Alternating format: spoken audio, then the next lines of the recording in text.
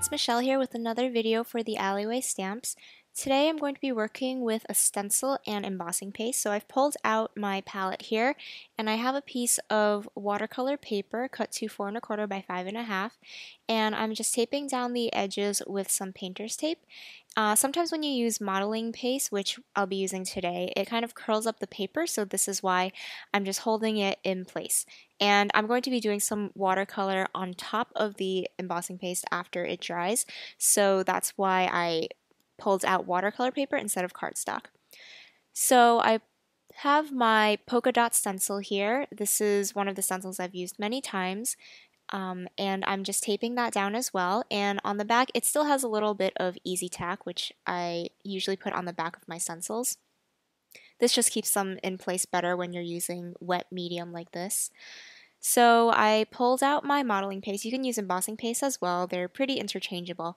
And I'm just spreading it out with a palette knife over the center of the paper. And I'm trying to get it as smooth as possible, so I'm just going back and smoothing it out with the palette knife, and any extra I'm just putting back into the jar. And this way you really don't use that much, and this jar goes a really long way. So right away I'm going to clean off my palette knife because you don't want this to dry there. So I'm just taking a wet or dry baby wipe, whatever you have on hand, and I'm just making sure to get all the little bits off so that it's nice and clean.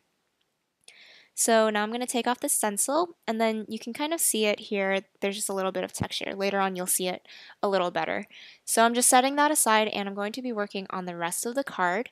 So I pulled out this stamp set from the Alleyway Stamps. It's called Baby on Board, and I already have one of the SVG files cut out for the main image, which is this pelican that's holding a little bundle that has a baby inside, which is just really cute for a new baby card.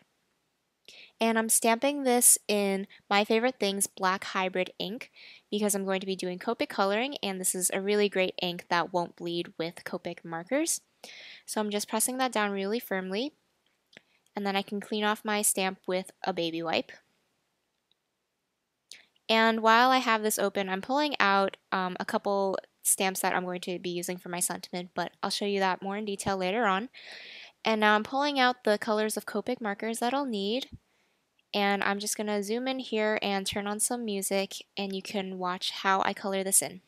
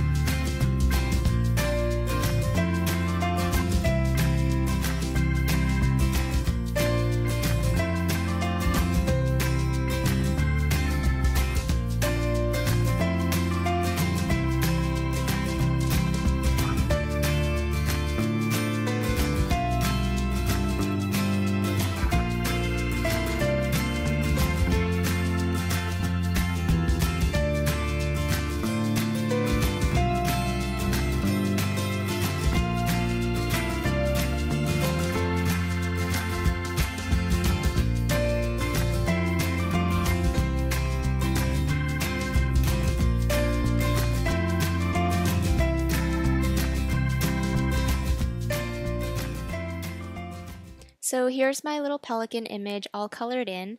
Now I'm going to be working on the sentiment. So I pulled out another scrap of white cardstock, and I'm going to have the sentiment say it's a boy, but there's also a really cute little heart image that you can see in the stamp set, and I kind of want to replace the O in boy with this heart, and I think it'll just fit in really perfectly because it's a good size for that.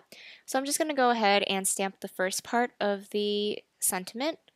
And then what I'm doing here is I have the boy word mounted on my acrylic block, and I'm just going to take a little piece of painter's tape, and I'm covering up everything except for the B so that when I ink this up, only the B gets inked up. And then I'm going to make sure to take off that painter's tape before I stamp it. And then now you can see just the B is stamped off. And then I'm going to clean that off really well with a baby wipe.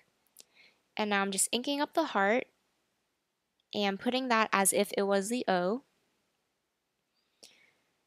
And then I'm going to go back to the first stamp. And now I'm going to do the opposite where I'm covering up everything but the Y. And this way you kind of just get a more fun look with this. I think it's really nice to use your small stamps that come in sets like this just to get more use out of them. And I think it's just really cute for this little adorable image. Then really quickly, just to make that heart stand out a little more, I'm going to color that in with the same blue copic marker that I used for the little bundle so that it matches perfectly. And now I'm just going to trim this down into a strip. I'm just using a metal ruler and my X-Acto knife. Sometimes I find this is a little more convenient than using a paper trimmer. And now there's a perfect little strip that I think can go like kind of near the legs of the pelican. I think it'll go well on the card. So now that I have that finished, I pulled out my background. I'm just making sure that it's all dry. It kind of bubbled up and warped, but later on it'll flatten out. And if you want, you can even just stick this under a heavy book to flatten out.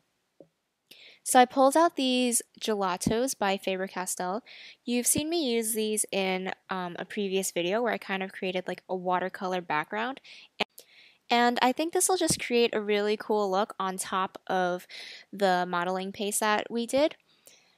So I'm just going to take each of these colors and smear a bunch of it onto my palette. This is another advantage of taping my paper onto here because it's just really handy. And I pulled out this jar of water that I have some perfect pearls in. I'm just showing it next to a regular water mister so that you can see how the perfect pearls one is really kind of translucent and has that really shimmery look. So I'm spraying that into the little piles of gelatos that I've made onto my palette, and you can already see it's kind of like pearly and shimmery, which is a really nice look, and it'll just add a little more interest to this. So I'm going to go ahead and start spreading this around onto my background. I also just made a little pile of water, and I decided it wasn't wet enough because usually I like just to put the water down and see how the water spreads on its own, like you can see it's doing here. And I kind of forgot to do that in the beginning, so that's why I just spritz a few mists of water just right on top of that. And if I feel it's not moving enough, you can see I just add more water. And this water paper will curl up a little bit because there is a lot of moisture on here. But like I said before, you can just put this under a heavy book and it'll flatten out just fine. So I'm just going to continue spreading this around. I want to make the edges look really faded out because that's where my modeling paste kind of ends, and I just want to make it look like it matches with that. And I'm just tilting it up and letting the water flow and just mix all the colors on its own.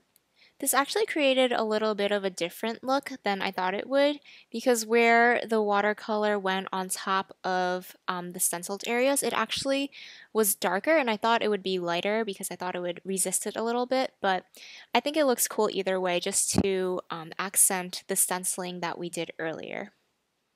So after I set that aside to dry once again, I came back with it, and I'm going to trim off about a 1/4 inch off of each of the edges so that I can mat this onto some paper and cardstock. And this basically just follows where I had masked it off with the painting tape as well. So here you can see I have a card base that's a baby blue color that of course is perfect for a baby boy card. And I have my little sentiment there. And I actually kind of wanted to have it stick off of the edge a little bit. I kind of cut the end at an angle so that it would be a little more interesting. Now I'm just playing around with how my placement is going to look. I kind of wanted to have it a little off kilter so that it's a bit more playful and fun.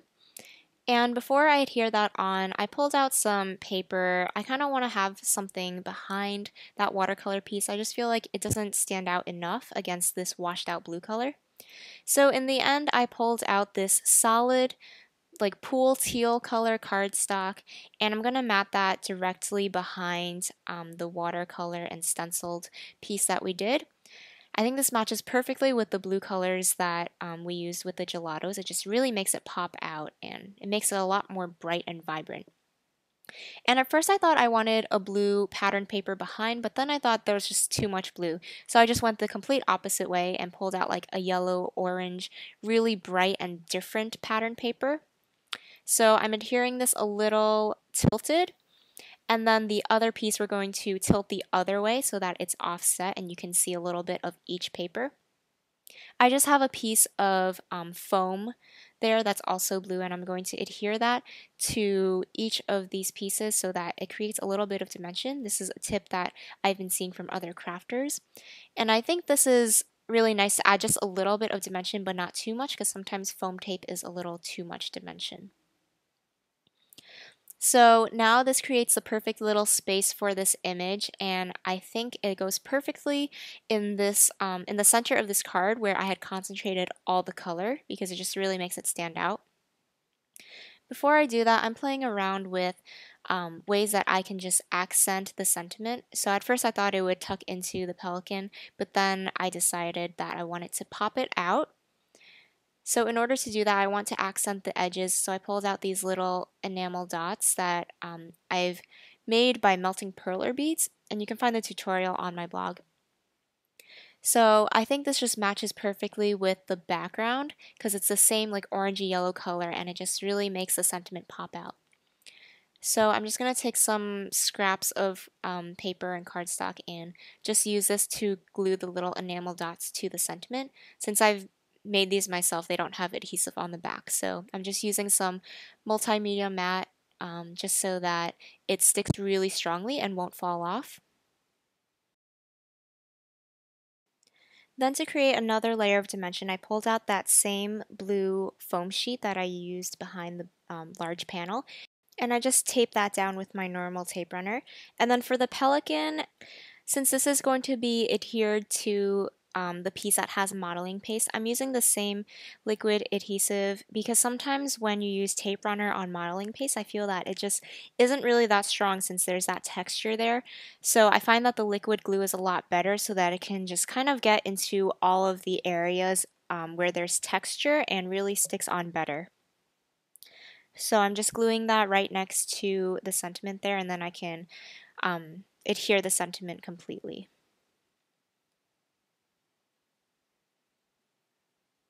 So after I've done that, that pretty much finishes off the card. You can see there's a lot of texture and dimension from the modeling paste. And again, this is just a really fun way to just experiment with some gelatos, or you can really just use any watercolor kind of media that you want. And that image is just really cute for a new baby card. Thank you for watching this video. Make sure to subscribe to the Alleyway Stamps or my YouTube channel, and on screen here you can also find links to the last 3 videos that I've done for the Alleyway Stamps. If you want more information on the supplies I use, make sure to head over to one of these blogs where I'll have more information. Thank you so much for watching, and I'll see you again soon.